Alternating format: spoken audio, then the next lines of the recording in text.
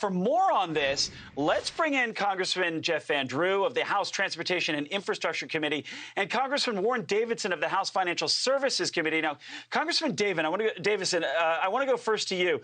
Your thoughts on the actual cost of this spending bill? Well, look, it's laid out really well. Brian Riedel at the Manhattan Institute is a budget guru. He does the work that the CBO will not show. I've got a bill called the CBO Show Your Work Act. That's the group that's supposed to do the financial modeling for our numbers, and they're not showing their work. If they did, you would be able to drill down and say this is a flawed financial model. In either way, it's essentially a buy now, pay later scheme that really is disingenuous, as you laid out in the opening segment. Right. Yeah. So I want to show a scroll here. I want to show viewers what's in and what's out of this plan as we're talking here. And as this scrolls, some things pop out at you. $100 billion for immigration, increase enforcement for IRS on taxes and taxes on corporations. What's out is Medicare for dental and vision, free community college, paid family leave, drug pricing. Congressman Van Drew, I want to get your reaction to this. I know you can't see this list scrolling, but you know what's in, you know what's out. I want to get your reaction to this bill overall. Overall, anything that's going to help Americans basically is not in there. Anything that's going to cost Americans more money, more taxes, more hurt. You know, it's good, hardworking, middle Americans that are breaking their back every day, and now we're spending, they say, $100 million. It's going to be more overall. Undocumented folks, we are literally going to grant them amnesty now across the board. We're going to actually charge people or make sure that banks are reporting when people have transactions that take place, which is intrusive and I frankly think just totally unacceptable and not the America we know. This is not America first. This is America last. This is the worst administration that we have seen literally in the United States of America ever. The worst Congress, the worst administration. It disgusts me to see what they're doing with this bill. And they're being tricky, by the way, because as you pointed out, they're saying it's a lower number. It's not a lower number. It's less time. It's going to be a bigger number, and it's going to become a much bigger number. And you know who's going to pay for it? All those hardworking people out there in America. Yeah, it seems almost like government first. And I want both of you to listen to this. The Republican leaders from both sides of the Capitol on this. Listen to this. Do not view this as two separate bills. It is one bill, and do not view it as a bill that's less than $2 trillion, because what they're doing is they're playing shell games. It is still the programs that are in there. They're dialing them back. It's still going to cost you $5 trillion. And the biggest revenue raiser to pay for this bill is to spy on Americans. They're throwing spaghetti at the wall and hoping that something sticks that will get 50 votes. And they're not there yet, and it may take them weeks to get there if they ever do. So, Congressman Van Drew, was it just a gimmick to negotiate with Republican senators over true infrastructure, because you're on the Transportation Committee, or were these both bills linked in the president's mind the whole time, do you believe?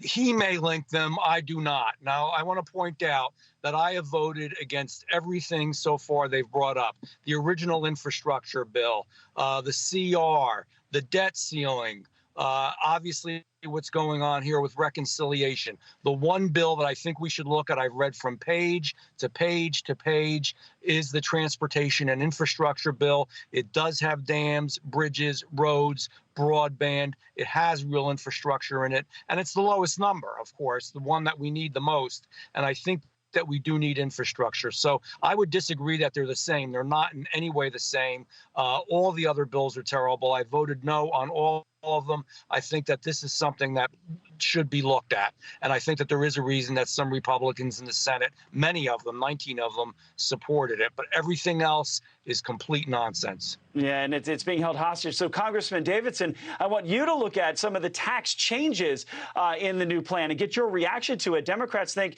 they'll raise $400 billion from going after taxpayers, $350 billion from companies that move jobs and profits overseas. It's a little fuzzy how you figure out what exactly, how to quantify that. Plus, $325 billion from a minimum tax on companies. The numbers rarely add up when you look back. Do you believe these projections?